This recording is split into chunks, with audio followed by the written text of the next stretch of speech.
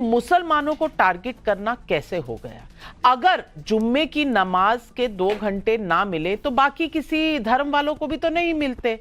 और लेजिस्लेचर तो असेंबली के अंदर सेक्युलरिज्म होना चाहिए, धर्म बीच में आना नहीं चाहिए लॉ मेकर्स के बीच में। तो भैया दिक्कत क्या है? दिक्कत यह है कि आजकल बीजेपी के अंदर में नेताओं में कंपटीशन चल रहा है।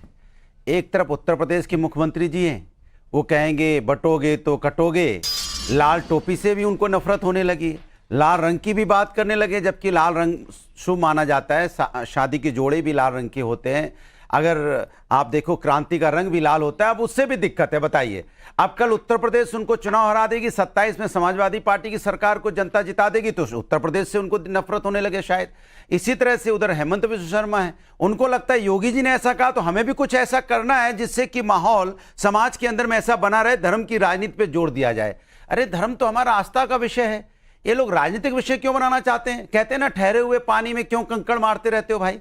ये विभिन्न भाषाओं का देश है, विभिन्न धर्मों का देश है, विभिन्न वेशभूषाओं का देश है। आप उसकी अनेकता में एकता को भंग क्यों करना चाहते हो भाई? आपको राजनीति करने करो ना। आप बताओ ना, आपने असम में कितने मेडिकल कॉलेज बनाए? आप बताइए, आपने कितने हॉस्पिटल बना दिए? बताइए कितने आपने एम्स खोल दिए वहां पे? बताइए आपने कितने स्टेडियम खोले हैं? बताइए आपने कितने युवाओं को वहां पे अपने पैरों पे खड़ा किया है? तो सवाल इस पे, जब आप इस पे जवाब नहीं होता है तो आप ये सब ऐसे इश्यू को आप जिंदा करते हो जिससे कि लोग इसी के बारे में सोचते रहे और जो विकास है हमारा रुक जाए। ये देश की विकास और समाज की विकास की बात नहीं करते, ये अपने विकास की बात कर रहे हैं। और वो चीफ मिनिस्टर को अपना विकास करना है, उनको अपनी ये सब बातें बोल के हाईलाइट होना है, जिससे हाईलाइट हो जाए। हम लोग डिबेट कर रहे हैं ना, नाविका जी कर रही ना, यही तो चाहते थे, और उसमें डिबेट हो भी रही है। और उसमें अभी देखो बीजेपी वाले उसमें आप आ भी रहे हैं, उस डिबेट में आप आ भी रहे हैं, मैं डिबेट कर भी रही हूं, वो कराना भी चाह रहे हैं, सब कुछ आपको पता चल रहा है। आप कह रहे हैं कि संविधान को बचाना है। तो अजय आलोक जी, संविधान तो सेक्युलर है।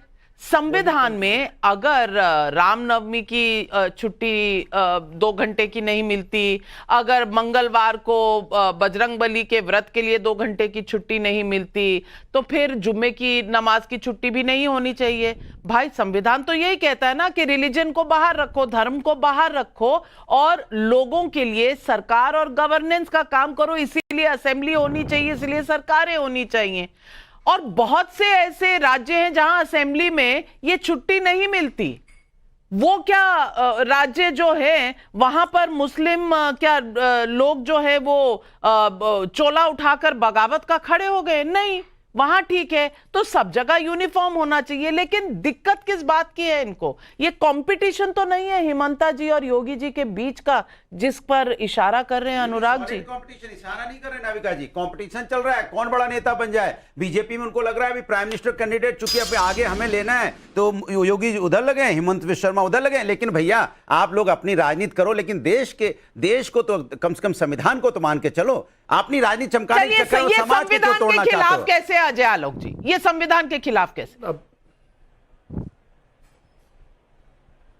नहीं, मुझे हरा कुर्ता बस ये बता दें, संविधान में कहां लिखा हुआ है कि जुम्मे के दिन नमाज के लिए 2 घंटे की छुट्टी होनी चाहिए? कहां लिखा हुआ है? जवाब दो। नहीं लिखवाना हुआ है। आप लिखवाना चाहते हैं तो आपके 4 मुस्लिम सांसद हैं, कांग्रेस के 9 मुस्लिम सांसद हैं, 5 टीएमसी के सांसद हैं। पार्लियामेंट में प्राइवेट मेंबर बिल ले आइए, हो जाए चर्चा कि आप लोग चाहते हैं कि जुम्मे के दिन 2 घंटे की छुट्टी हो। करिए कुछ। मुसलमानों के इतने बड़े हितैषी है, ये काम नहीं कीजिएगा क्या? करना चाहिए पार्लियामेंट में आप लोग को। जगदीप धनखड़ ने कैंसिल कर दिया राज्यसभा में, तब भी आप कुछ नहीं बोले। अब क्यों नहीं कर रहे हैं? इसको संवैधानिक बना दीजिए अनुराग जी। जवाब दूंगा। मजाक बना रखा है क्या आप लोगों ने देश का? प्रोप्राइटरी है।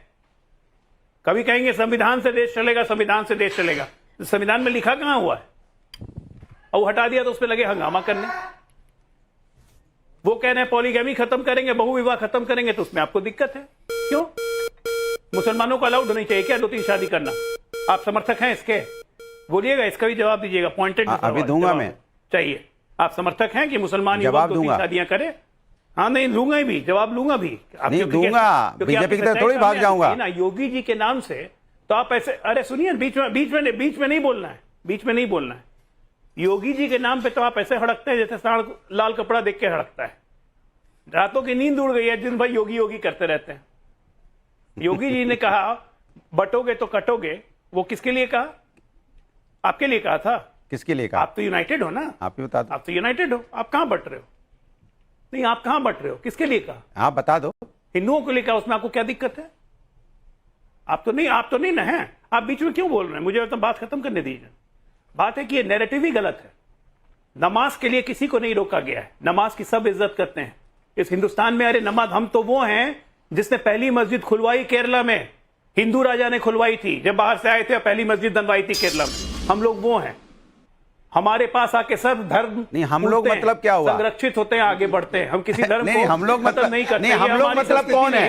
हम लोग मतलब कौन है? तो आपको हम क्या नजर आ रहे हैं? आप हिंदू, हम हिंदू नहीं। जिसके आप कहानी मत बताओ। हम लोग बीजेपी थी भी नहीं, बीजेपी जब हिंदू राजा ने वहाँ पे मस्जिद बनवाई थी। क्या बात कर रहे हो? बीजेपी थी क्या जब हिंदू राजा ने मस्जिद बनवाई थी? कौन सी बीजेपी का अध्यक्ष था बताइए उस समय? बताइए बीजेपी का अध्यक्ष कौन था उसमें, राष्ट्रीय अध्यक्ष, जब हिंदू राजा ने मस्जिद खुलवाई थी? चलिए एक एक करके जनता को समझ भी आना चाहिए। नहीं, समझ में तो आए हम लोग। अजय आलोक जी बात खत्म करिए। देखिए, इनकी आदत है, मैं बात खत्म करूं, इनकी आदत है बीच में बोलने की। जनता से इतनी सुनते हैं तभी सुधरते नहीं है। हाँ। नहीं सुधरेंगे ना, जलेबी है, सीधा हो ही नहीं सकते।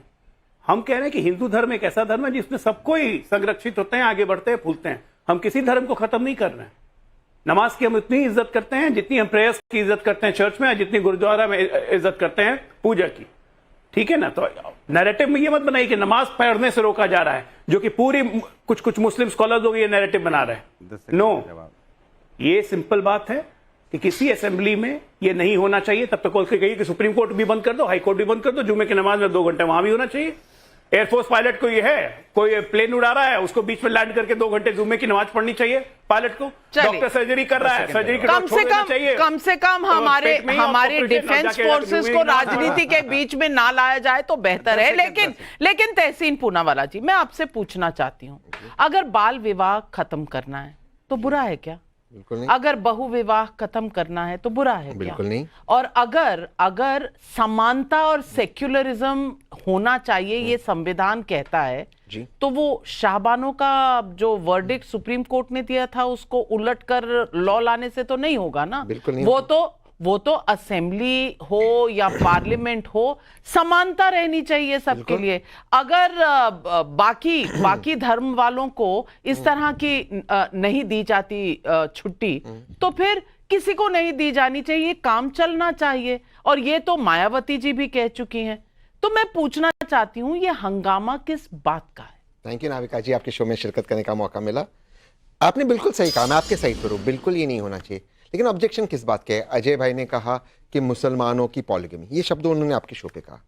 नाविका जी, सुप्रीम कोर्ट में ministry of health affairs department family welfare ने एफिडेविट में कहा सबसे ज्यादा पॉलीगमी हिंदू और ट्राइबल्स में।